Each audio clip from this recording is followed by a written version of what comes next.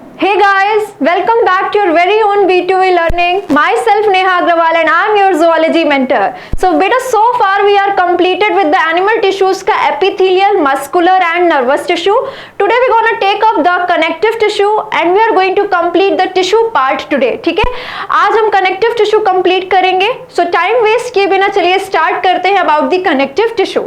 So सबसे पहले बेटा नाम ही आपको बताता है कि connective tissue क्या करता है, चीजों को कनेक्ट करता है, आपकी बोन को बोन से, बोन को मसल से, ऐसे जितनी भी कनेक्शंस करनी है बॉडी में वो सारी कनेक्टिव टिश्यू करता है. प्लस बेटा जैसे आपने प्लांट्स में पढ़ा है पैकेजिंग टिश्यू होता है पैरेन्काइमा, वैसे ही हमारी बॉडी में भी पैकेजिंग टिश्यू होता है. जहां जहां पे खाली जगह हम कनेक्टिव टिश्यू भर देते हैं.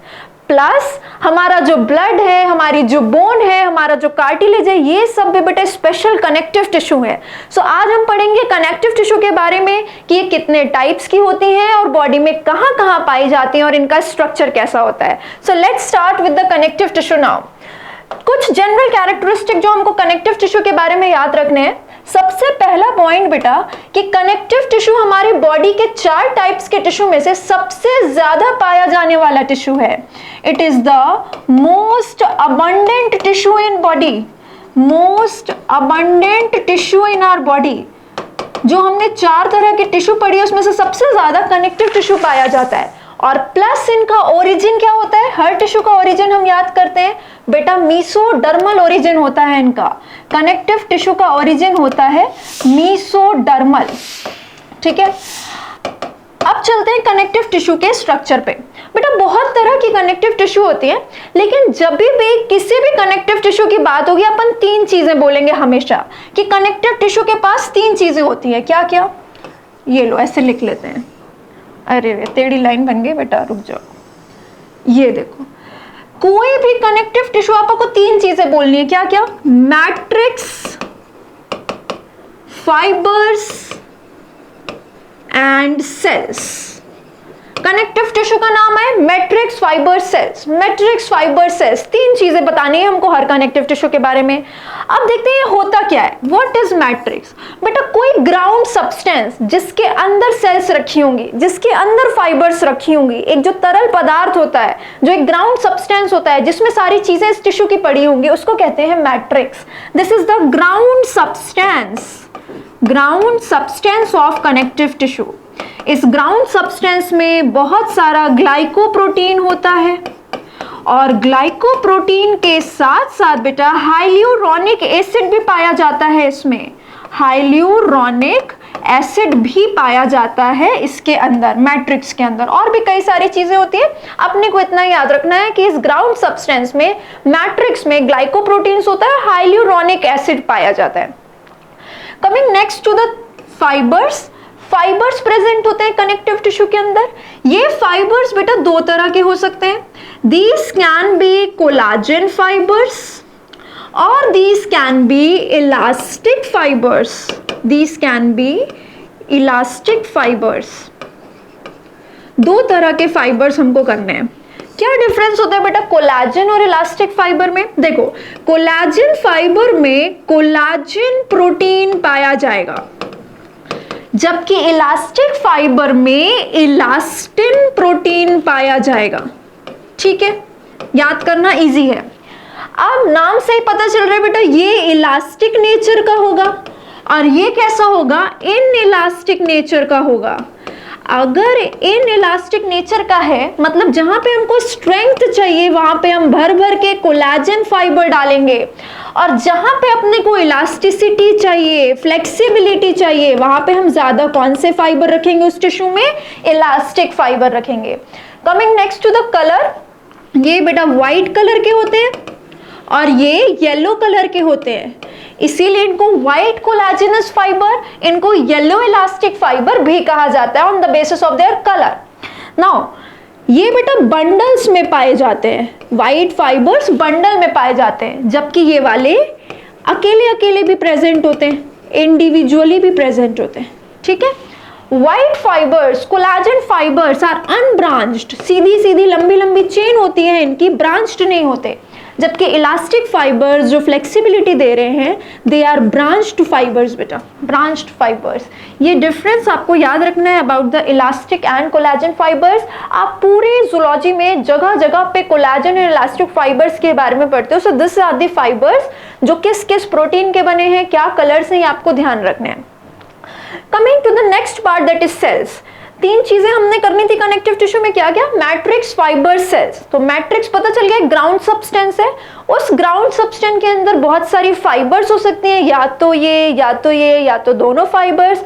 और सेल्स होंगी बेटा हर टिश्यू के अंदर। कौन कौन सी सेल्स हो सकती हैं? बहुत तरह की सेल्स हो सकती हैं कनेक्टिव टिश्यू में, जो हम हर कनेक्टिव टिश्यू में भी सीखेंगे कि वहां पे कौन सी सेल प्रेजेंट है। जैसे बेटा हो सकती है फाइब्रोब्लास्ट सेल। फाइब्रोब्लास्ट क्या करेगी बेटा? ये सेल फाइबर्स सिक्रीट करेगी, इन फाइबर्स को सिक्रीट करेगी और इस मैट्रिक्स को सिक्रीट करेगी ये सेल। ये सारा कुछ टिश्यू का सिक्रीट करने का काम मैट्रिक्स और फाइबर, फाइब्रोब्लास्ट करती है। और कौन सी सेल हो सकती है बेटा? मैक्रोफेज। मैक्रोफेज के बारे में तुम जानते हो, ये कॉमन टर्म है, एक ऐसी सेल जो कोई उड़ता परिंदा आएगा तो उसको खा जाएगी, यानी ये फैगोसिटिक सेल होती है, फैगोसाइटोसिस करेगी। तो कनेक्टिव टिश्यू के अंदर फैगोसिटिक सेल्स होती हैं, मैक्रोफेज। बेटा कनेक्टिव टिश्यू की मैक्रोफेज को एक स्पेशल नाम दे दो, हिस्टियोसाइट, हिस्टियोसाइट और क्लास्मेटोसाइट, क्लास्मेटोसाइट। क्लास्मेटोसाइट या हिस्टियोसाइट कनेक्टिव टिश्यू की मैक्रोफेज का नाम है। मैक्रोफेज तो बॉडी में हर जगह होता है, हर टिश्यू में होता है, हर ऑर्गन में होता है। वही अगर कनेक्टिव टिश्यू में हो तो उसको हम क्या कह सकते हैं? हिस्टियोसाइट और क्लास्मेटोसाइट। और कौन सी सेल हो सकती है बेटा? इसके अलावा होती है इसके अंदर मास्ट सेल। मास्ट सेल बहुत इंपॉर्टेंट है बेटा, इस पे क्वेश्चंस पूछे जाते हैं कि मास्ट सेल क्या काम करती है। कनेक्टिव टिश्यू के अंदर मास्ट सेल होती है बेटा जो तीन इंपॉर्टेंट चीजें सिक्रीट करती है, 3 इंपॉर्टेंट थिंग्स। क्या क्या? ये सिक्रीट करती है बेटा हेपारिन। हेपारिन का नाम तुमने सुना होगा कि ये एंटीकोगुलेंट का काम करता है। किसका काम करता है? एंटीकोगुलेंट का काम करता है। खून को जमने से रोकता है बेटा, कोगुलेशन से रोकता है, ब्लड क्लॉटिंग से रोकता है। अब बॉडी के अंदर ब्लड चल रहा है, हम थोड़ी चाहते हैं बॉडी के अंदर जो ब्लड चल रहा है वो भी कोगुलेट कर जाए, क्लॉट कर जाए। उसको क्लॉट करने से बचाता है एंटीकोगुलेंट हेपारिन, जो कि निकाला है mast cell of connective tissue ने। दो और बहुत इंपॉर्टेंट चीजें निकालता है ये मास्ट सेल, कौन कौन सी? एक होता है बेटा हिस्टामीन, हिस्टामीन, और एक होता है सेरोटोनिन, सेरोटोनिन। हिस्टामीन बेटा ब्लड वेसल्स को डायलेट करता है, डायलेट करता है। It is a vaso dilator, vaso dilator. जबकि सेरोटोनिन उल्टा काम करता है इसका, ब्लड वेसल्स को कॉन्स्ट्रिक्ट करता है। Serotonin is a vaso constrictor, vaso constrictor. ठीक है, सो ध्यान रखना हेपारिन हिस्टामीन में कंफ्यूज नहीं होना है। पहले तो एच से है, इसलिए हेपारिन एंटीकोगुलेंट है और हिस्टामीन ब्लड वेसल्स पे काम करता है। फिर हिस्टामीन सेरोटोनिन में बहुत अच्छे से ध्यान रखना that serotonin is vasoconstrictor. Vaso स आ रहा है, उससे याद रखना कॉन्स्ट्रिक्टर, वैसोकॉन्स्ट्रिक्टर है सेरोटोनिन, सॉरी सेरोटोनिन में एस आ रहा है, उससे याद रखना कॉन्स्ट्रिक्टर। और हिस्टामीन है वैसोडाइलेटर। बेटा हिस्टामीन वैसोडाइलेटर के साथ साथ ब्रोंकोकॉन्स्ट्रिक्टर भी होता है, ब्रोंकोकॉन्स्ट्रिक्टर। अब ये ब्रोंकोकॉन्स्ट्रिक्टर कहां से आ गया? ब्रोंको वर्ड आया बेटा ब्रोंकाई ब्रोंकियोल से। ब्रोंकाई ब्रोंकियोल को कॉन्स्ट्रिक्ट करता है। जैसे एस्मेटिक पेशेंट्स में जब उनको अगर किसी चीज से एलर्जी है, किसी चीज से प्रॉब्लम है और उनको एस्मा का अटैक आ रहा है, उस टाइम पे उनकी बॉडी में कनेक्टिव टिश्यू का मास्ट सेल हिस्टामीन निकाल देता है, जो कि उनकी ब्रोंकाई और ब्रोंकियोल को कॉन्स्ट्रिक्ट कर देता है, जिससे उनका एयर पैसेज पतला हो जाता है और उनको सांस लेने में दिक्कत होती है। सो हिस्टामीन इज वैसोडाइलेटर एंड ब्रोंकोकॉन्स्ट्रिक्टर। ठीक है, इतनी चीज हमने ध्यान रखनी है अच्छे से। इसके अलावा और कौन सी सेल्स हो सकती हैं बेटा कनेक्टिव टिश्यू के अंदर? प्लाज्मा सेल्स हो सकती हैं। प्लाज्मा सेल्स, प्लाज्मा सेल्स का आपको नाम पता है, क्या करती हैं plasma cell? Plasma cell antibody secrete करती है, एंटीबॉडी सिक्रीट करके देती है, ठीक है। इसी तरह एडिपोसाइट हो सकता है। एडिपोसाइट क्या करता है? एडिपोसाइट ऐसा साइट, ऐसा सेल जो एडिपो स्टोर करे, मतलब फैट स्टोर करे, ठीक है। फैट स्टोरिंग सेल्स हो सकती है। ऐसी बड़ी सारी सेल्स हैं जो अलग अलग कनेक्टिव टिश्यू में पाई जाती है। तो अभी हम स्टार्ट करेंगे कि कौन कौन सी टाइप की कनेक्टिव टिश्यू है, फिर हर कनेक्टिव टिश्यू को पढ़ेंगे। तो बच्चों अब अपन करते हैं क्लासिफिकेशन ऑफ कनेक्टिव टिश्यू, ठीक है। अपन क्या करेंगे, कनेक्टिव टिश्यू को 3 पार्ट्स में डिवाइड कर देंगे। कितने पार्ट्स में? 3 पार्ट्स में। पहला पार्ट है बेटा loose connective tissue, loose connective tissue. अगले का नाम है dense connective tissue, dense connective tissue. And the third one is specialised connective tissue, जो कोई स्पेशल काम कर रहा है बॉडी में, कोई स्पेशल स्ट्रक्चर बना रहा है। देखो यहाँ पे तो तुमको नाम से क्या पता चल रहा है, लूज कनेक्टिव टिश्यू मतलब ये कनेक्टिव टिश्यू लूज है। इसमें भी क्या होगा, मैट्रिक्स सेल्स और फाइबर्स होंगे। बट बेटा इसमें ना मैट्रिक्स ज्यादा है, जो ग्राउंड सब्सटेंस है वो ज्यादा है, और उसके अंदर फाइबर्स कम ठूसे गए हैं, फाइबर्स कम ठूसे गए हैं, और इसीलिए ये लूज है, इसके अंदर फाइबर्स कम है। जबकि डेंस कनेक्टिव टिश्यू गाढ़ा है। गाढ़ा कनेक्टिव टिश्यू का क्या मतलब, बेटा इसमें मैट्रिक्स कम है, ग्राउंड सब्सटेंस कम है, और इसके अंदर फाइबर्स ज्यादा भर दिए गए हैं, इसलिए गाढ़ा हो गया है, ठीक है। So loose and dense connective tissue. Loose connective tissue में बेटा तुमको 2 टिश्यू पढ़नी होती है। कौन कौन सी? एक तो तुम्हें पढ़ना है एरियोलर कनेक्टिव टिश्यू, जो कि एक टाइप की लूज कनेक्टिव टिश्यू है, मैट्रिक्स ज्यादा होगा, फाइबर्स कम होंगे। दूसरा तुमको पढ़ना है बेटा एडिपोस कनेक्टिव टिश्यू, ये भी एक टाइप की लूज कनेक्टिव टिश्यू है, मतलब मैट्रिक्स ज्यादा होगा, फाइबर्स कम होंगे। आते हैं डेंस कनेक्टिव टिश्यू में। बेटा डेंस कनेक्टिव टिश्यू में भी 2 तरह की टिश्यू होती है। कौन कौन सी?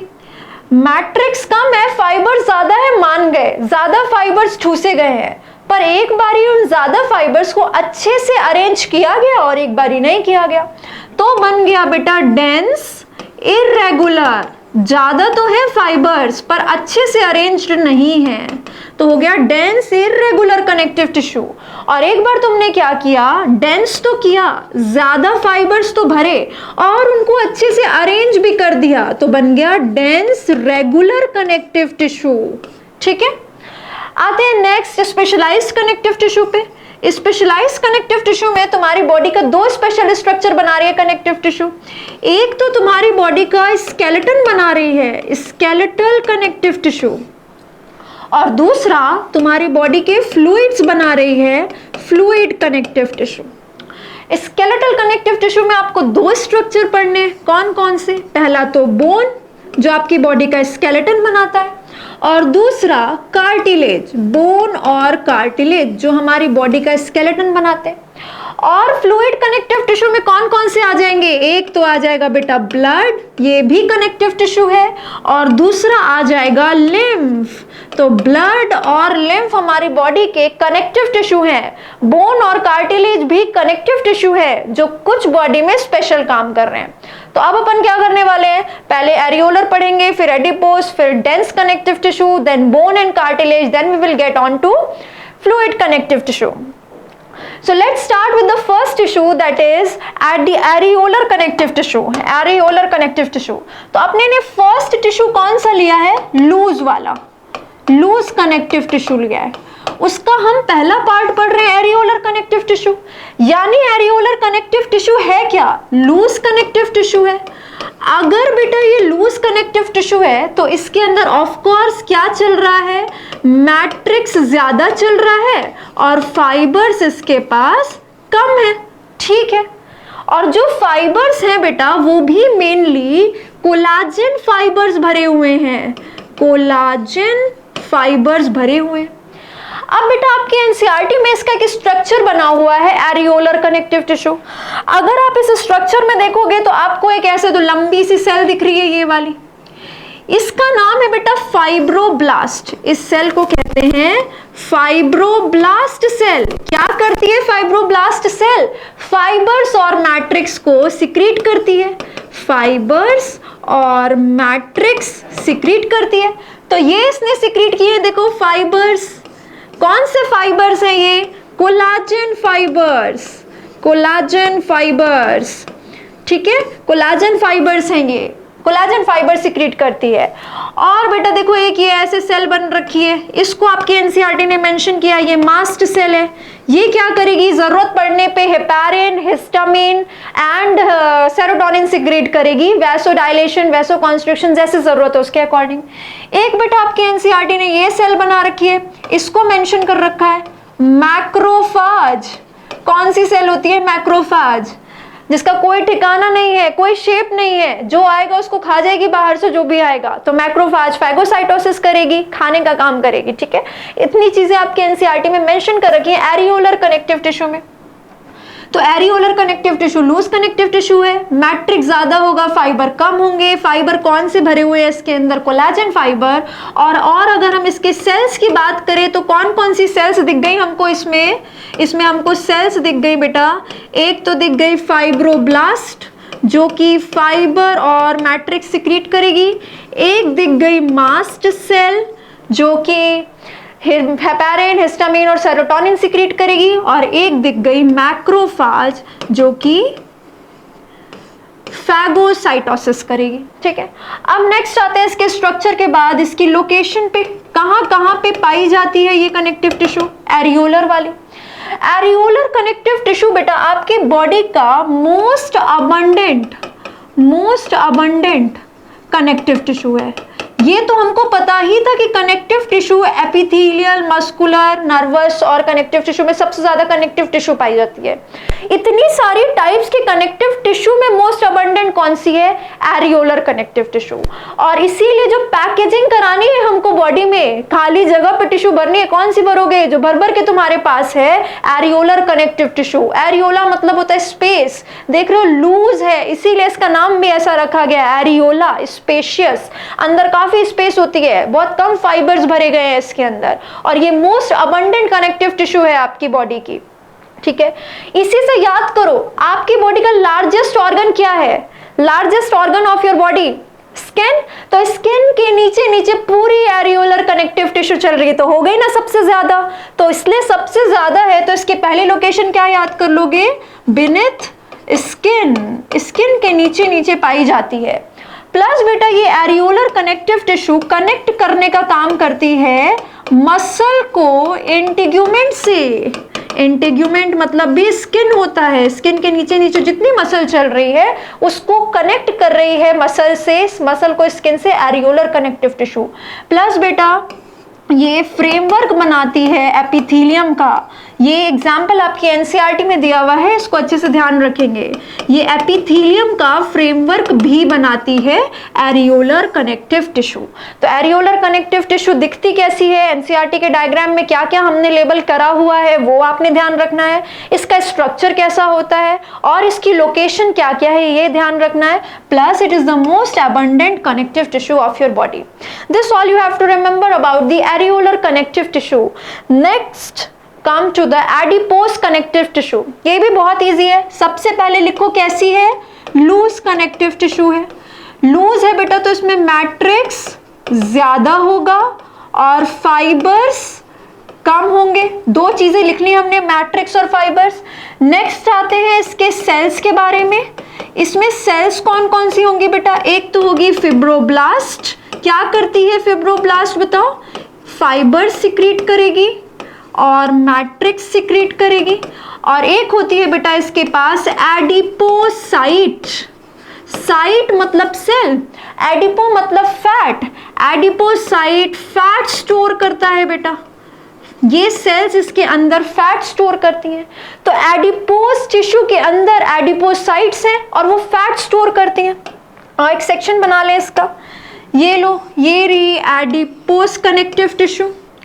इसके अंदर बना लो कुछ एडिपोसाइट्स, ये एडिपोसाइट्स के न्यूक्लियस, और उसके अलावा ये रहे इनके फैट ग्लोब्यूल्स।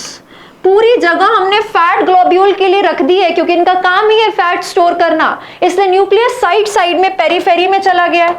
और इसके बाद इसके अंदर भर दो फैट।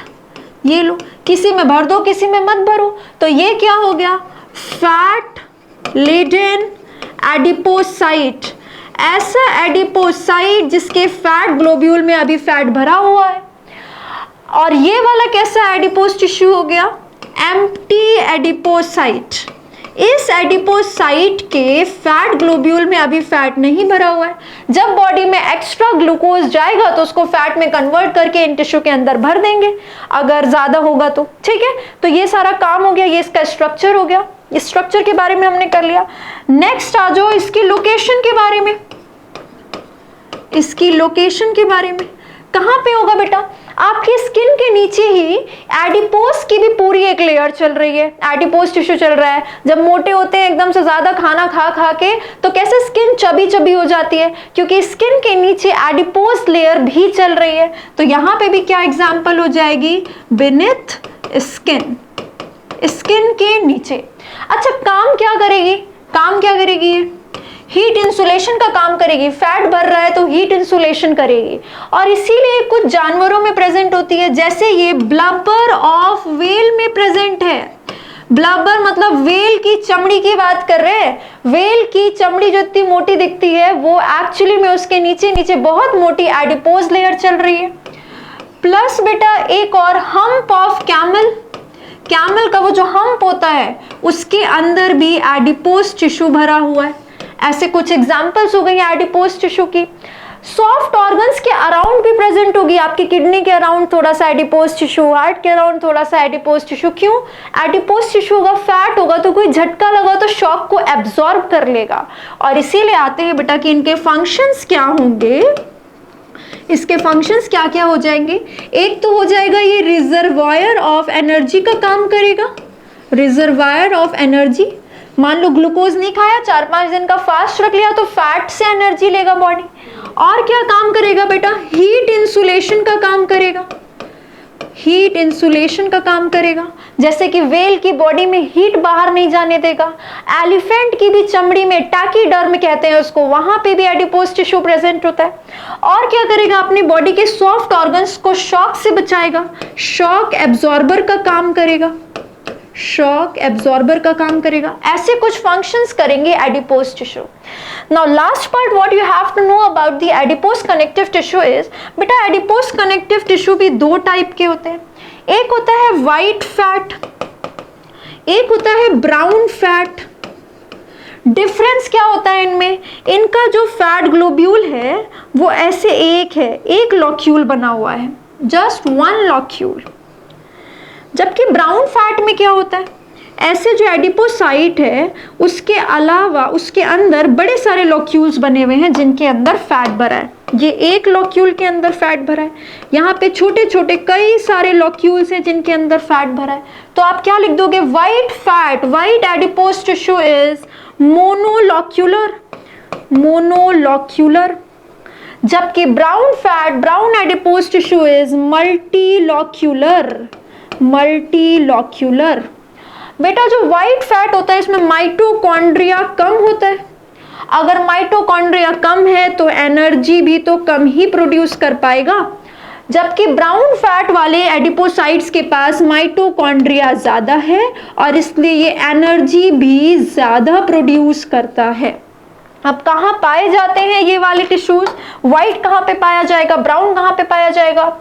ये जो ब्लबर ऑफ व्हेल है, हम्प ऑफ कैमल है, इसके अलावा एक और लिख लो टैकीडर्म। टैकीडर्म कहाँ पे होता है, एलिफेंट में होता है बेटा, टैकीडर्म ऑफ एलिफेंट। ये सारे व्हाइट टिश्यू हैं, व्हाइट फैट हैं।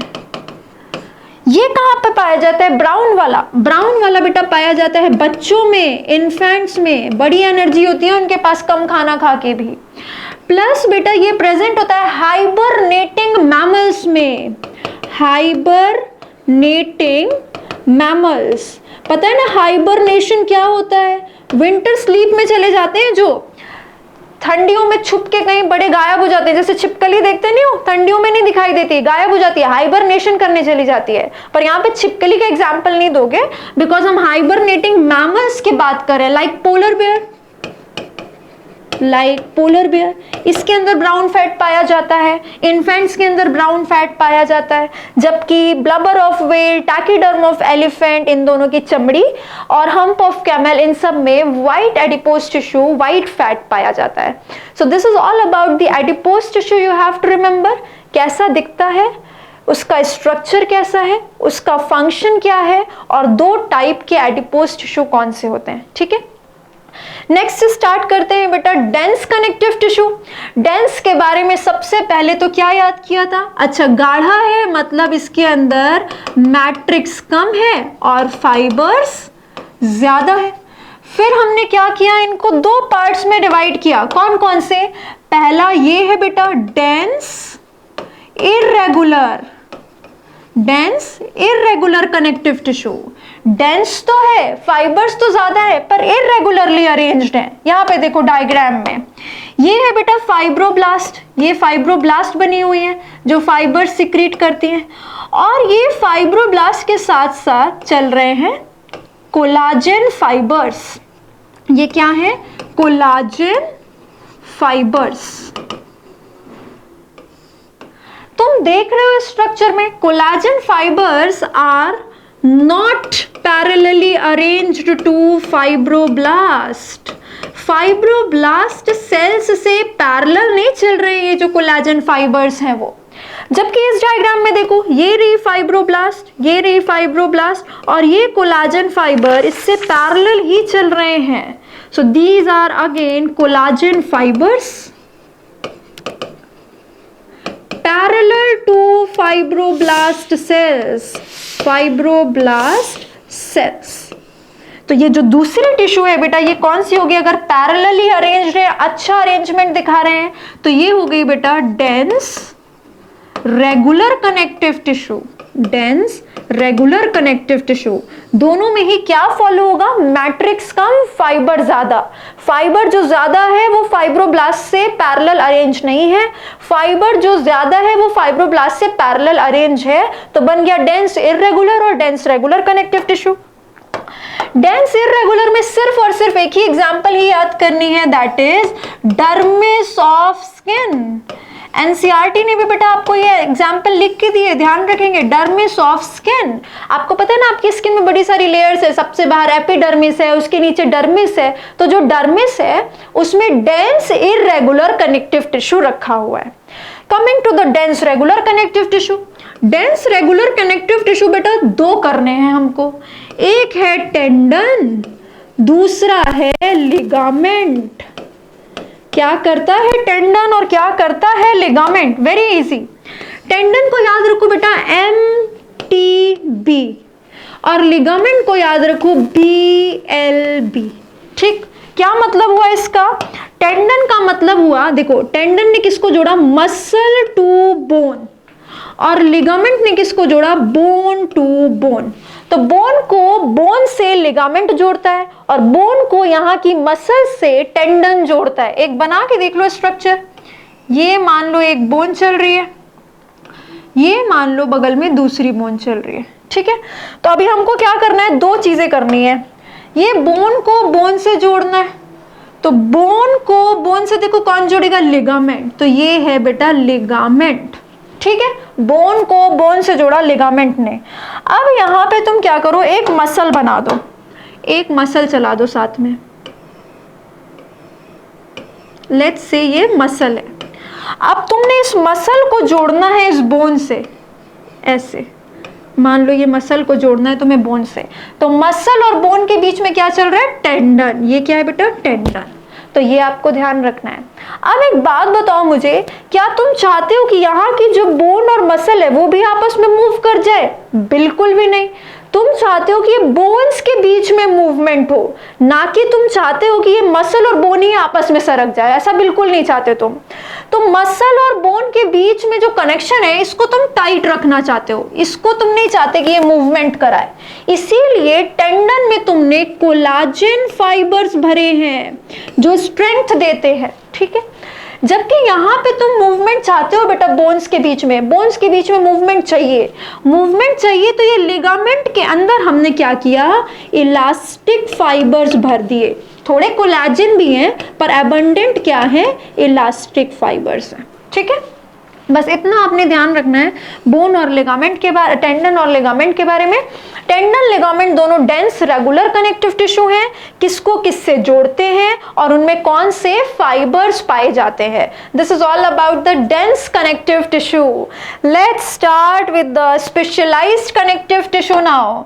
स्पेशल कनेक्टिव टिश्यू में पहला हमको करना था skeletal connective tissue. Skeletal connective tissue of your body is also called as supportive connective tissue. Supportive connective tissue, क्योंकि आपकी बॉडी का जो स्केलेटन है वो आपकी बॉडी को सपोर्ट और प्रोटेक्शन प्रोवाइड करता है। क्या करता है ये, सपोर्ट प्लस प्रोटेक्शन। किसको प्रोटेक्ट करता है बेटा, हमारे बॉडी के इंटरनल ऑर्गन्स को प्रोटेक्ट करता है, और इसकी वजह से तो ये हमारा सारा ढांचा बना हुआ है, हमारे सारे टिश्यूज टिके हुए हैं इन बोन्स के ऊपर। यानी कि ये हमारी बॉडी का बेटा एंडोस्केलेटन बनाता है, एंडोस्केलेटन ऑफ वर्टिब्रेट्स। वर्टिब्रेट्स का एंडोस्केलेटन बनता है इससे, और ये एंडोस्केलेटन के अंदर दो चीजें आती हैं, क्या क्या, बोन और कार्टिलेज। मेजरली हमारा एंडोस्केलेटन, हमारा स्केलेटन बोन से बना हुआ है, पर उसमें कार्टिलेज का भी हिस्सा है, कार्टिलेज से भी हमारा एंडोस्केलेटन बना हुआ है। So bone plus cartilage forms the endoskeleton of our body, and this endoskeleton gives us support and protection, and this is also called as supportive connective tissue. तो पहले हम करेंगे कार्टिलेज, फिर चलेंगे बोन पे। Let's start with the cartilage now. चलिए cartilage की बात कर रहे हैं तो कार्टिलेज का पहले तो डायग्राम बना लेते हैं। ये लो, कार्टिलेज की बेटा सबसे बाहर की लेयर बना ली। This is called as perichondrium. Perichondrium, chondro, chondro, chondrium, chondrocyte, chondro word आएगा कार्टिलेज के लिए। पेरी मतलब पेरिफेरी, तो सबसे बाहर की लेयर है पेरिकॉन्ड्रियम। ये है क्या बेटा, आउटर मोस्ट कनेक्टिव टिश्यू का शीट। और कौन सी connective tissue, dense irregular connective tissue है ये, dense irregular connective tissue this is. ठीक है, इसके अंदर सेल्स बना लो कुछ, यहां पे कुछ सेल्स रखी हुई है, ये सेल्स को कह दो कॉन्ड्रोजेनिक सेल्स। कॉन्ड्रोजेनिक सेल्स, जेनिक मतलब फॉर्मेशन, जेनेसिस करेंगे ये किसका, कॉन्ड्रोसाइट्स का, कॉन्ड्रोसाइट्स बनाएंगी। इन सेल्स ने बनाया बेटा कॉन्ड्रोब्लास्ट। कौन सी सेल्स बनाई, कॉन्ड्रोब्लास्ट। कॉन्ड्रोजेनिक सेल ने कॉन्ड्रोब्लास्ट बनाया। कॉन्ड्रोब्लास्ट ने बेटा अपने बाहर खूब मैट्रिक्स फाइबर सिक्रीट कर करके, मैट्रिक्स फाइबर सिक्रीट कर करके अब फाइनली बनाया है पहले एक फ्लूइड फिल्ड स्पेस, एक खाली जगह बनाई है, कैविटी बनाई है, फ्लूइड फिल्ड कैविटी। ये क्या है, fluid filled cavity. This fluid filled cavity space is called as lacuna. Lacuna कहते हैं बेटा इसको। क्या बनाया है हमने लैक्यूना, ये खाली जगह किसके लिए बनाई है, ये हमने कॉन्ड्रोसाइट्स के लिए कमरा बनाया है। कॉन्ड्रोसाइट को हम ऐसे ही नहीं रख रहे, पर्टिकुलर रूम्स दे रहे हैं, तो अब हम इसके अंदर रखेंगे कॉन्ड्रोसाइट। कॉन्ड्रोसाइट ये हो गए बेटा कॉन्ड्रोसाइट, मतलब कार्टिलेज की cells. Chondrocyte, chondro is for cartilage, cyte is for cell, so these are cartilage forming cells. ठीक है, इतनी बातें समझ में आ गई। अब देखो नेक्स्ट तुमको क्या क्या चीजें कार्टिलेज के बारे में याद रखनी है। एक तो ये डायग्राम देख लो, ये भी एनसीईआरटी में बना है, एनसीईआरटी भी यही दिखा रही है। देखो ये लैकुना है बेटा, खाली जगह जिसके अंदर ये कॉन्ड्रोसाइट रखे हुए हैं और ये उसकी न्यूक्लियस है। ठीक है, ये एनसीईआरटी में डायग्राम बना है। कुछ बातें जो आपको कार्टिलेज के बारे में ध्यान रखनी है। कार्टिलेज बेटा एवैस्कुलर होता है, इसके पास ब्लड सप्लाई नहीं होता। ब्लड सप्लाई सिर्फ और सिर्फ ये लास्ट की आउटर मोस्ट कनेक्टिव टिश्यू की शीट जो है पेरिकॉन्ड्रियम, वहीं तक पहुंचता है। अब ये भी एक कनेक्टिव टिश्यू है, इसके अंदर भी मैट्रिक्स, फाइबर्स और सेल्स होंगे। बेटा इसके मैट्रिक्स में एक स्पेशल प्रोटीन होता है, कॉन्ड्रिन प्रोटीन। कॉन्ड्रिन प्रोटीन पाया जाता है इसके मैट्रिक्स के अंदर, ठीक है। कार्टिलेज में कॉन्ड्रिन प्रोटीन होता है। इसके अंदर फाइबर्स बेटा दोनों तरह के पाए जाते हैं। कार्टिलेज थोड़ा सा, ये देखो ये कार्टिलेज है, यहाँ पे कार्टिलेज है, ये सब कार्टिलेज थोड़े फ्लेक्सिबल है, तो यहाँ पे इलास्टिक फाइबर्स प्रेजेंट होते हैं, प्लस कोलाजन फाइबर्स भी होते हैं। ऐसा तो नहीं है कि इनको एकदम ही हल्का ही छोड़ देंगे कि किसी ने मारा और टूट गई नाक, तो ऐसा नहीं है। इलास्टिक फाइबर इलास्टिसिटी देते हैं, प्लस कोलाजन फाइबर्स भी होते हैं थोड़ा सपोर्ट और स्ट्रेंथ प्रोवाइड करने के लिए। और उसके बाद आते हैं बेटा इसकी सेल्स पे। तो कार्टिलेज की सेल को क्या बोलते हैं? कॉन्ड्रोसाइट। कॉन्ड्रोसाइट, यही जो सेल्स हमने बनाई है ना, कॉन्ड्रोसाइट। तो ये बेटा जो कॉन्ड्रोसाइट है ऐसे ही तो रखा नहीं है, लैकुना में रखा है। तो एक कमरे में कितने कॉन्ड्रोसाइट रह सकते हैं? एक लैकुना के अंदर, एक कमरे के अंदर, एक लैकुना के अंदर, फ्लूइड फिल्ड कैविटी के अंदर 1 से 4 कॉन्ड्रोसाइट रह सकते हैं। इनको 4 शेयरिंग तक में रहना पड़ सकता है बेटा। हो सकता है किसी एक लैकुना में 1 हो, किसी में 2 हो, किसी में 3 हो, या किसी में 4 हो। तो एक लैकुना के अंदर 1 से 4 कॉन्ड्रोसाइट्स पाए जाते हैं। प्लस बेटा इस कार्टिलेज में यूनिडायरेक्शनल रिपेयर होता है, यूनिडायरेक्शनल रिपेयर होता है, ठीक है। इतनी एक्स्ट्रा बातें आपको कार्टिलेज के लिए ध्यान रखनी है। नेक्स्ट क्वेश्चन जो पूछे जाते हैं वो टाइप्स ऑफ कार्टिलेज पे पूछे जाते हैं। तो कार्टिलेज का स्ट्रक्चर हो गया, उसमें पहले हमने बनाया कॉन्ड्रोजेनिक सेल, फिर बनाया कॉन्ड्रोब्लास्ट और फिर बनाया कॉन्ड्रोसाइट। कॉन्ड्रोसाइट रखे हुए हैं लैकुना के अंदर।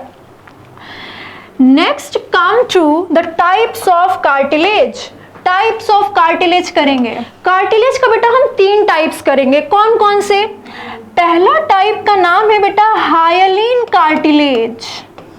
हाइलिन में बेटा फाइबर ही नहीं होते, फाइबर्स नहीं होते इसके अंदर, ठीक है, हाइलिन में। तो दूसरा आ जाते हैं जिसमें फाइबर होते हैं, तो कह दो फाइब्रस कार्टिलेज। अब तुम बोलोगे मैम आपने तो 2 तरह के फाइबर्स बताए, कोलाजन और इलास्टिक, व्हाइट और येलो, तो कौन सा फाइबर? तो 2 अलग टाइप बना लो बेटा कार्टिलेज के। एक कर लो येलो इलास्टिक कार्टिलेज, इसके अंदर फाइबर है, इस कार्टिलेज के अंदर फाइबर है, पता चल गया कौन सा है? येलो इलास्टिक वाला है। और एक कर लो बेटा वाइट फाइब्रो कार्टिलेज, इस कार्टिलेज के अंदर भी फाइबर्स है, कौन से? वाइट वाले जो कोलाजन प्रोटीन से बने हैं, ठीक है। और एक और तरह की कार्टिलेज होती है बेटा कैल्सीफाइड कार्टिलेज, ये हमको अपनी बॉडी में नहीं करनी होती। तो हम मेजर इन 3 के बारे में डिफरेंस सीखते हैं, फिर उसका एग्जाम्पल जो हमने करना है वो कर लेंगे। आ जाओ, देखो बेटा फाइबर्स की बात कर लेते हैं। तो यहाँ पे तो हमें पता चल गया फाइबर फ्री है, ये ऑलमोस्ट नहीं है इसके पास फाइबर। इसके पास येलो फाइबर है और इसके पास कोलाजन फाइबर है, वाइट वाली, ठीक बेटा। इसके पास फाइबर ही नहीं है इसलिए ये ट्रांसपेरेंट दिखता है, कार्टिलेज ट्रांसपेरेंट दिखता है। इसके पास येलो वाली कार्टिलेज है इसलिए येलो कलर दिखेगा, इलास्टिक कार्टिलेज है इसके पास। और ये कैसा दिखेगा? वाइट कलर का दिखेगा क्योंकि इसके पास कोलाजन फाइबर्स है। अब तुम सोचो कि इसमें से कौन सी होगी जो सबसे ज्यादा मजबूत होगी, सबसे ज्यादा स्ट्रांग होगी कार्टिलेज?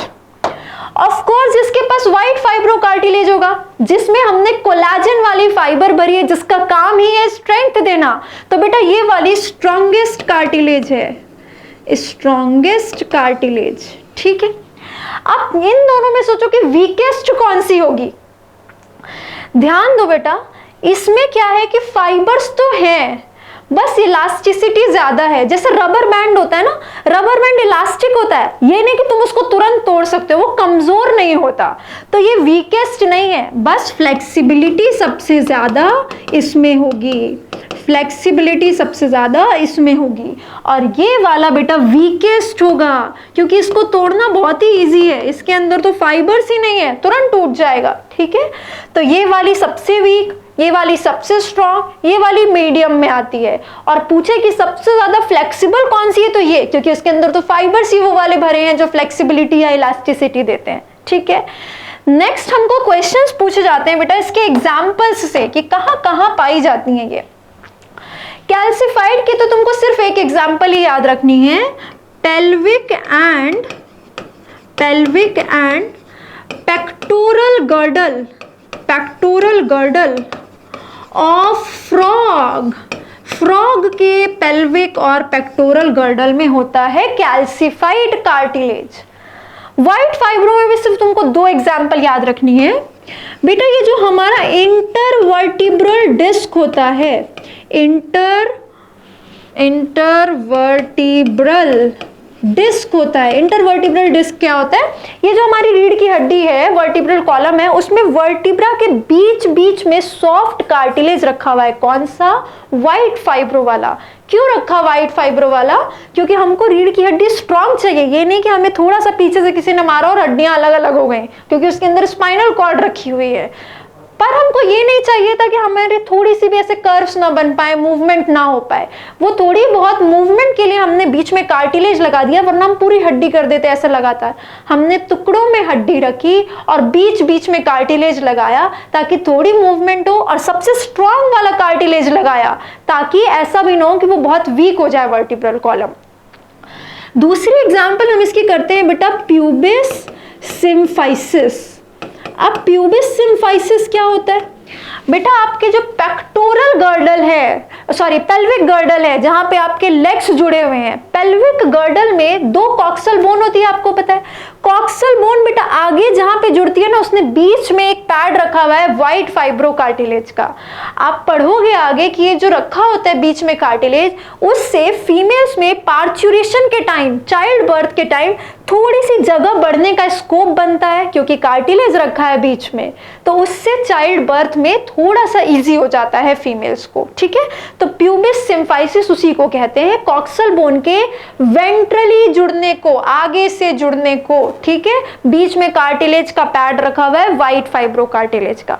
ये 2 एग्जांपल करने हैं आपको व्हाइट फाइब्रो कार्टिलेज में। अब आते हैं येलो इलास्टिक कार्टिलेज कहाँ है? ये आपकी नोज की टिप पे काफी फ्लेक्सिबल कार्टिलेज रखी हुई है। This is white fibro cartilage. तो यहाँ पे लिख लीजिए example, tip of nose. Plus बेटा ये आपका जो ईयर पिन है, देखो कितना फ्लेक्सिबल है, आराम से इसको मूव कराया जा सकता है। ये भी किससे बना हुआ है? ईयर पिन ना सबसे ज्यादा फ्लेक्सिबल जो कार्टिलेज है येलो इलास्टिक कार्टिलेज से। प्लस बेटा जो आपका एपिग्लॉटिस है, एपिग्लॉटिस जो ग्लॉटिस के ऊपर ढक्कन चढ़ा हुआ है, जो खाने को विंड पाइप में नहीं जाने देता, वो एपिग्लॉटिस भी येलो इलास्टिक कार्टिलेज का बना हुआ है। लास्ट आते हैं कि हाइलिन कार्टिलेज कहाँ कहाँ पे प्रेजेंट है। ध्यान से देखो बेटा, जो आपका लैरिंक्स है, साउंड बॉक्स, वो किसका बना हुआ है? हाइलिन कार्टिलेज का। जो आपका कोस्टल कार्टिलेज है, अब बोलो कोस्टल कार्टिलेज क्या होता है? कोस्टल वर्ड यूज करते हैं रिब्स के लिए। तो रिब्स जब आगे आके स्टर्नम पे जुड़ती हैं तो छोटा छोटा कार्टिलेज लगाती हैं। कौन सा? Hyaline cartilage. फिर बेटा आपके जो आर्टिक्यूलर कार्टिलेज होते हैं, आर्टिक्यूलर कार्टिलेज, वो भी हाइलिन कार्टिलेज होते हैं। आर्टिक्यूलर मतलब जुड़ने वाला सरफेस। लॉन्ग बोन्स का जो सरफेस आपस में जुड़ने वाला है, उसके पहले उसने अपने यहाँ पे हाइलिन कार्टिलेज चढ़ा लिया है ताकि उन हड्डियों में आपस में बाद में रगड़ ना हो। तो कार्टिलेज का पैड चढ़ा लिया है, कुशन चढ़ा लिया है, उसी को कहते हैं आर्टिक्यूलर कार्टिलेज। आपके जो ट्रैकियल रिंग्स हैं, ट्रैकियल रिंग्स, अब ये कौन सी रिंग्स हैं? आपका ये जो ट्रैकिया चल रहा है उसके बाहर आपको पता है ऐसी सी शेप रिंग्स चढ़ी हुई हैं। उन ट्रैकियल रिंग्स का भी टाइप क्या है? Hyaline cartilage. तो इतनी एग्जांपल्स आपको याद रखनी है in the types of cartilage. ठीक है, इसके अलावा एक और एग्जांपल बेटा, नेसल सेप्टम। नेसल सेप्टम, तो ये टिप तो बना है आपका येलो इलास्टिक कार्टिलेज से, पर इसके अंदर जो सेप्टम है, जो दीवार है 2 नॉस्ट्रिल्स के बीच में, वो जो कार्टिलेज वाला पार्ट है वो हाइलिन कार्टिलेज से बना हुआ है अंदर। वो उतनी फ्लेक्सिबल नहीं है, ये वाली ज्यादा फ्लेक्सिबल है। तो टिप ऑफ नोज पे येलो इलास्टिक कार्टिलेज है और अंदर नाक के बीच में जो सेप्टम है उसमें हाइलिन कार्टिलेज है। ठीक है, सो नोट डाउन कर लो बेटा, इसको अच्छे से रिवाइज कर लो। सारी एग्जाम्पल्स बहुत ज्यादा इंपॉर्टेंट है कार्टिलेज की, तो अपन ये कंप्लीट कर चुके हैं। नेक्स्ट अपन करते हैं बोन का स्ट्रक्चर। आ जाओ, इतना कुछ हमें कार्टिलेज के बारे में याद करना था। अब हम करते हैं बोन के बारे में। आ जाओ। बोन भी क्या है बेटा? स्केलेटल कनेक्टिव टिश्यू है।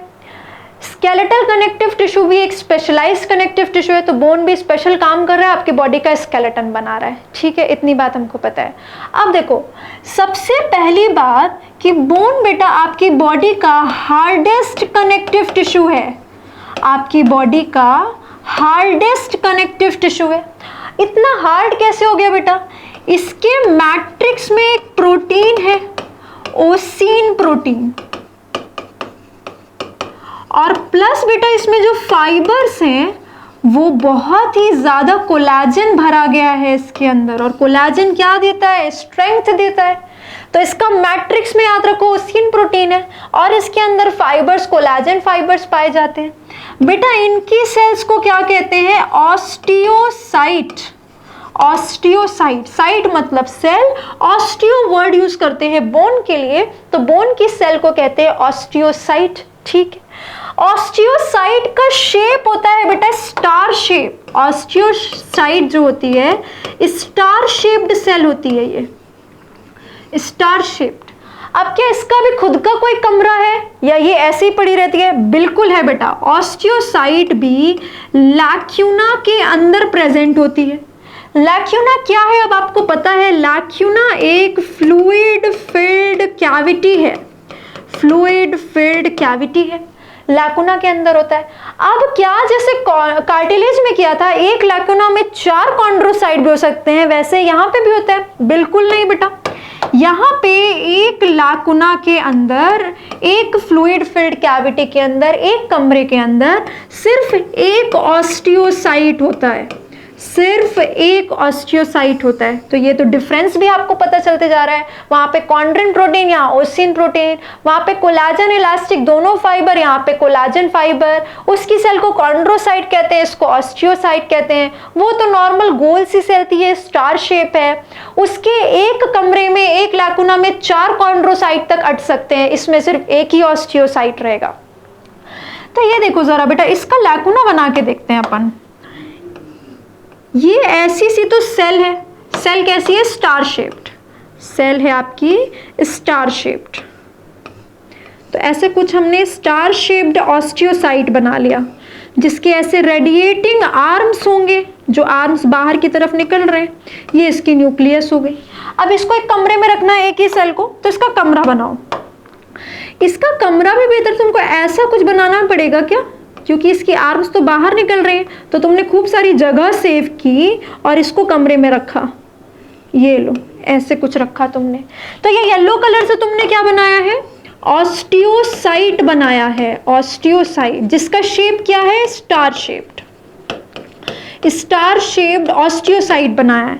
और ये व्हाइट कलर से तुमने क्या बनाया है? लैक्यूना बनाया है बेटा, फ्लूइड फिल्ड कैविटी बनाई है, वो कमरा बनाया जिसके अंदर ऑस्टियोसाइट को रखा है। अब देखो तुमने क्या करा, लैक्यूना को तुमको ऐसे रेडिएटिंग आर्म बनाने पड़ गए। लैक्यूना में ऐसी पतली पतली गलियां निकालने पड़ी, जहां पे उसने अपने आर्म्स को, इस ऑस्टियोसाइट ने अपने आर्म्स को रखा हुआ है। बेटा लैक्यूना की इन गलियों को कहते हैं कैनालिक्यूलाई। कैनालिक्यूलाई, ध्यान रखना, कैनालिक्यूलाई ऑस्टियोसाइट का पार्ट नहीं है। ऑस्टियोसाइट जिस कमरे में रखा है, लैकुना में रखा है, उसके बाहर निकलते हुए आर्म्स को कहते हैं कैनालिक्यूलाई। भूल मत जाना, इसीलिए यहां पे लिख लो radiating arms. Canaliculi is radiating arms of lacuna. Lacuna का बाहर निकलते हुआ आर्म है कैनालिक्यूलाई। ठीक है, ऐसा कुछ सा स्ट्रक्चर होता है। तो ये सारी बात हमने ध्यान रखनी है। प्लस बेटा जैसे हमने किया था कि जो कार्टिलेज होता है ए वेस्कुलर होता है, ऐसा यहाँ नहीं होता। Bone is highly vascular. बहुत वहां पे तो सिर्फ बाहर की आउटर मोस्ट कनेक्टिव टिश्यू की शीट तक गया था ना ब्लड सप्लाई, यहाँ पे अंदर तक ब्लड सप्लाई आता है, वेस्कुलर होता है ये। ठीक है, कुछ और इंपॉर्टेंट बातें बेटा जो बुक में भी लिखी हुई है एनसीईआरटी में, ध्यान से सुनो। बोन कैसी है? हार्ड है, हार्ड है, नॉन प्लाइएबल है, नॉन प्लाइएबल। ये नॉन प्लाइएबल क्या होता है? नॉन फ्लेक्सिबल, इसी के लिए दूसरा वर्ड यूज किया गया है। बेटा इसके अंदर इलास्टिक फाइबर्स ही नहीं है तो कैसे शो करेगा फ्लेक्सिबिलिटी? सो बोन हार्ड है और नॉन प्लाइएबल है, ठीक है। ये दोनों पॉइंट्स हमने ध्यान रखने हैं। अभी आपने ये तो सीखा नहीं कि हार्ड कैसे हो गई इतनी बोन, कैसे इतनी हार्ड हो गई? क्योंकि बेटा बोन के मैट्रिक्स में दो तरह के सब्सटेंस पाए जाते हैं, एक होते हैं इनऑर्गेनिक सब्सटेंस और एक होते हैं ऑर्गेनिक सब्सटेंस। बेटा अराउंड 60 to 70% इनऑर्गेनिक सॉल्ट्स पाए जाते हैं बोन के अंदर, सिर्फ 30 to 40% ऑर्गेनिक पार्ट होता है जिसमें ग्लाइकोप्रोटीन ये वो सारे कार्बन हाइड्रोजन वाले कंपाउंड जाएंगे। इस 60 to 70% में जो इनऑर्गेनिक है मतलब सॉल्ट्स हैं, मिनरल्स का डिपोजिशन हो रखा है, जैसे कि कैल्शियम और मैग्नीशियम के कार्बोनेट और फॉस्फेट भरे हुए हैं। मैग्नीशियम और कैल्शियम के कार्बोनेट और फॉस्फेट भरे हुए हैं। ये सॉल्ट्स, कैल्शियम के जो सॉल्ट्स हैं बेटा, ये बोन को हार्ड बनाते हैं, उसके मैट्रिक्स को हार्ड बनाते हैं, ठीक है। तो इतनी बात हमने ध्यान रखनी है बोन के बारे में। अब करते हैं बोन का स्ट्रक्चर। आ जाओ, ये सपोज अपने ने एक बोन बना ली, ऐसा कुछ। अब तुम इसको 3 पार्ट्स में ऐसे डिवाइड कर दो। बोन का डिटेल्ड स्ट्रक्चर तुम पढ़ोगे लोकोमोशन एंड मूवमेंट में, यहाँ पे तुमको जितना जानना है टिश्यू से रिलेटेड वो करो। यहाँ पे तो भर दो बेटा रेड रेड और बीच में भर दो येलो कलर, यहाँ पे भर दो येलो कलर, ठीक है। ये वाले हिस्सों को लिख दो एपीफाइसिस, एपीफाइसिस, इसको भी लिख दो एपीफाइसिस, और बीच वाले पार्ट को लिखो बेटा डायाफाइसिस। ये जो लंबा पार्ट है इसी को शाफ्ट कहते हैं, डायाफाइसिस और शाफ्ट, ठीक है। अब देखो ये येलो कलर से जो तुमने भरा है वो क्या है? Yellow bone marrow, yellow bone marrow. और ये रेड कलर से जो तुमने भरा है साइड्स में वो क्या है? Red bone marrow, red bone marrow. क्या करता है रेड बोन मैरो? हीमोपोइसिस करता है, हीमोपोइसिस करता है। क्या होता है हीमोपोइसिस? ब्लड फॉर्मेशन को कहते हैं हीमोपोइसिस। हीमो मतलब ब्लड, पोइसिस मतलब फॉर्मेशन। ब्लड फॉर्मेशन करता है ये red bone marrow. Long bones की जो रेड बोन मैरो होती है वो हीमोपोइसिस करती है। इसके लिए इनको एक एंजाइम हार्मोन भी चाहिए होता है, एरिथ्रोपोइटिन, एरिथ्रोपोइटिन। और ये एरिथ्रोपोइटिन कहाँ से आता है बेटा? किडनी से आता है, किडनी से आता है एरिथ्रोपोइटिन, जो ब्लड फॉर्मेशन में हीमोपोइसिस में हेल्प करता है। अब आते हैं काम की बात पे। ये देखो बेटा, ये जो तुमने बाहर लेयर बनाई है दिस इज पेरिओस्टियम, और ये जो तुमने अंदर लेयर बनाई है this is endosteum. Periosteum and endosteum. तो अब अपन क्या करने वाले हैं? इसी को एनलार्ज करके देखने वाले हैं। ये जो इतना पार्ट है ना, इसी को एनलार्ज करके देखेंगे। आ जाओ। तो अपन क्या करेंगे, इधर बना लेते हैं ऐसे, एंडोस्टियम, पेरिओस्टियम, ठीक है। एंडोस्टियम बना लिया, पेरिओस्टियम बना लिया। इसको लिख लो बेटा पेरिओस्टियम, इसको लिख लो एंडोस्टियम, ठीक है। अब बेटा इसके जस्ट बगल में तुमने जो सेल्स लगाई है यहाँ पे, इधर भी और इधर भी, ये कौन सी सेल्स हो गई? Osteogenic cells. These are osteogenic cells, ठीक है। ऑस्टियोजेनिक सेल्स बना ली। ऑस्टियोजेनिक सेल्स ने बेटा बड़े सारे फाइबर्स, मैट्रिक्स सब कुछ सिक्रीट कर करके अंदर एक सिस्टम बना दिया है जिसके अंदर ऑस्टियोसाइट रखे हुए हैं। ऐसा कुछ सिस्टम बना दिया है। ये बेटा क्या बना रहे हैं हम ऐसे इस कॉन्सेंट्रिक सर्कल्स में? बोन का मैट्रिक्स बना रहे हैं, बोन का मैट्रिक्स बना रहे हैं, ठीक है। तो यही सिस्टम मैं आपको समझाती हूँ अच्छे से। बोन का ये वाला जो बचा हुआ पार्ट होता है ना बोन मैरो के अलावा बेटा, इसको जब हम कट करके देखते हैं तो हमको ऐसा कुछ सिस्टम दिखाई देता है। पहली बात इसको कहते हैं हैवर्शियन सिस्टम। बोन के सिस्टम को कहते हैं हैवर्शियन सिस्टम। बेटा ये जो हैवर्शियन सिस्टम है ये मैमल्स का कैरेक्टरिस्टिक होता है, मैमेलियन कैरेक्टरिस्टिक है, ये मैमल्स की बोन्स में पाया जाता है हैवर्शियन सिस्टम। इस हैवर्शियन सिस्टम में ये जो एक एक स्ट्रक्चर दिख रहा है ना तुमको, इस एक को कहते हैं बेटा ऑस्टियन, ऑस्टियन कहते हैं।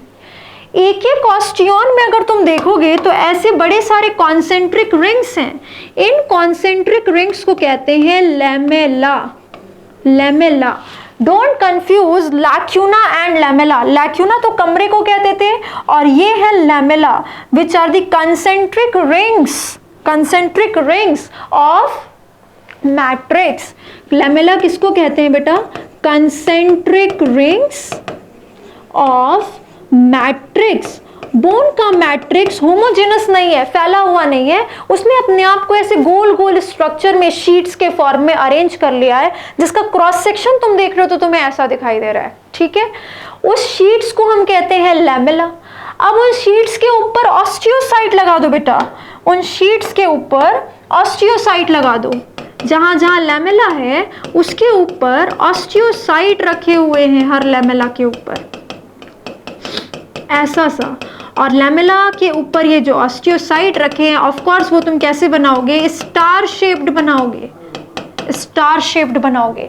तो ये तुमने क्या बनाए हैं? ऑस्टियोसाइट, ऑस्टियोसाइट जो कि स्टार शेप है। और ये भी बेटा लैकुना के अंदर रखे हैं और उस लैकुना में रेडिएटिंग कैनाल है जिसको कैनालिक्यूलाई कहते हैं। अब ये सबसे बीच में हमने क्या बनाया है वो देखो। ये सबसे बीच में जो कैनाल है ना बेटा, this is called as Haversian canal, Haversian canal. इस कैनाल के अंदर सारी सप्लाईज पहुंची हुई है बेटा, blood supply, nerve supply, lymph supply, सब कुछ पहुंचा हुआ है इस हैवर्शियन कैनाल में। तो सबसे अंदर हैवर्शियन कैनाल है, उसके बाहर कॉन्सेंट्रिक सर्कल्स हैं मैट्रिक्स के, जिनको हम लैमेला कहते हैं। उस लैमेला के ऊपर स्टार शेप्ड ऑस्टियोसाइट है, वो ऑस्टियोसाइट भी लैकुना के अंदर है। उस लैकुना की रेडिएटिंग आर्म्स को कैनालिकुलाई कहते हैं। ऐसे एक स्ट्रक्चर को ऑस्टियन कहते हैं। ऐसे बहुत सारे ऑस्टियन के सिस्टम को हैवर्शियन सिस्टम कहते हैं, ठीक है। हैवर्शियन कैनाल के अंदर सारी सप्लाईज आती हैं, blood supply, nerve supply, lymph supply. और आपस की हैवर्शियन कैनाल को कैसे जोड़ते हैं? ऐसा थोड़े करेंगे यहाँ पे एक ब्लड सप्लाई पहुंचा, ब्लड सप्लाई कट, फिर यहाँ पे पहुंचा, ऐसा तो नहीं होगा। वो आपस में कहीं ना कहीं कनेक्टेड होंगे बेटा। तो ये जो आपस में कनेक्टेड होते हैं उनको कहते हैं हैवर्शियन टू हैवर्शियन जो कनेक्शन होता है इसको कहते हैं बेटा वोकमैन कैनाल, वोकमेंस, वोकमेंस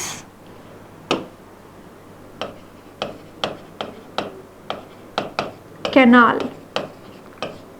ठीक है। तो अब ये वोकमैन कैनाल आपको इस क्रॉस सेक्शन में तो नहीं दिखती, कैसे दिखेगी?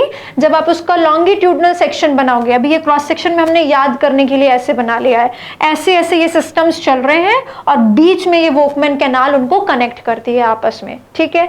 इतना आपने जानना है बोन के बारे में कि बोन की क्या कैरेक्टरिस्टिक है और बोन का स्ट्रक्चर कैसा है। एक छोटी सी बात बेटा आप कार्टिलेज में भी ऐड करोगे, जो एनसीईआरटी में ने भी दी हुई है, लिखी हुई है, छूट गई है, इसको कंप्लीट करते हैं थोड़ा सा बेटा। जैसे हमने बोन में किया ना, बोन हार्ड है, नॉन प्लाइएबल है, वैसे कार्टिलेज में क्या लिखोगे? हार्ड तो नहीं लिख सकते, सॉफ्ट भी नहीं लिख सकते, तुम इसको लिखोगे कि वो सॉलिड है, सॉलिड होती है कार्टिलेज, बस इतना लिखो। एक्चुअली होता क्या, ये बोन से तो सॉफ्ट होती है पर डेंस कनेक्टिव टिश्यू से हार्ड होती है, तो हम सिर्फ इतना लिखते हैं सॉलिड है। बट बेटा इसके अंदर इलास्टिक फाइबर्स भी पाए जाते हैं, इसलिए ये प्लाइएबल होती है। प्लाइएबल मतलब फ्लेक्सिबल, फ्लेक्सिबल होती है, ठीक है। और प्लस बेटा फ्लेक्सिबल होने का मतलब ये नहीं कि कंप्रेस हो सकती है, ये फ्लेक्सिबल है पर ये अपने आप को कंप्रेस नहीं होने देती है। It resist compression, it resist compression.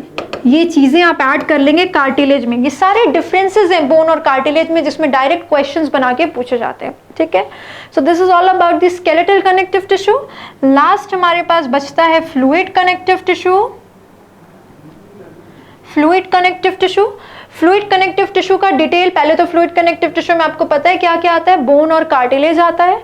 Fluid connective tissue में जो डिटेल होती है वो आप बॉडी फ्लूइड्स एंड सर्कुलेशन में पढ़ते हो। थोड़ा सा जान लेते हैं कि फ्लूइड कनेक्टिव टिश्यू में अगर हम ब्लड की बात करें, अगर हम ब्लड की बात करें बेटा, तो ब्लड में आपको पता है 3 तरह की सेल्स होती हैं, red blood cell, white blood cell और प्लेटेलेट। 3 तरह की सेल्स हैं, ठीक है।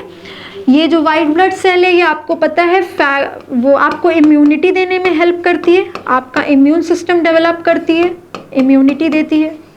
ब्रॉडली कर रहे हैं बस, इसका जो डिटेल है इसमें व्हाइट ब्लड सेल में बहुत सारे टाइप्स होते हैं सेल्स के, वो हम बॉडी फ्लूइड्स एंड सर्कुलेशन में करेंगे। रेड ब्लड सेल क्या करती है बेटा, आपका ट्रांसपोर्ट कराती है गैसेस का ट्रांसपोर्ट कराती है, ऑक्सीजन और कार्बन डाइऑक्साइड का गैसियस एक्सचेंज करने में हेल्प करती है। प्लेटेलेट क्या करती है बेटा, प्लेटेलेट ब्लड क्लॉटिंग में हेल्प करती है, कहीं चोट लग जाए, खून बाहर बहने लगे तो खून को बाहर बहने से रोकती है, ब्लड क्लॉटिंग में हेल्प करती है। आपकी बॉडी में 5 से 6 लीटर ब्लड पाया जाता है ना। ब्लड के फॉर्मेशन को हीमोपोएसिस कहते हैं, ठीक है। ऐसी बहुत सारी चीज़ें जो हमने ब्लड के बारे में सीखनी है, जो कि हम बॉडी फ्लूइड्स एंड सर्कुलेशन में सीखेंगे। सो this is all about the connective tissue. जो आपको कनेक्टिव टिश्यू के चैप्टर में जानना है बेटा, वो ये सारा कुछ है। क्या क्या किया है हमने अभी तक, cartilage, bone, skeletal connective tissue, fluid connective tissue, dense connective tissue, regular and irregular and areolar and adipose tissue के बारे में पढ़ा है, ठीक है। तो इतना सारा कुछ अच्छे से नोट्स बना के कॉपी में कंप्लीट करके देन इसके क्वेश्चन सॉल्व करके जो भी हेल्प चाहिए वो कमेंट सेक्शन में बताएंगे। Till then take care everyone, see you next time, take care, bye bye.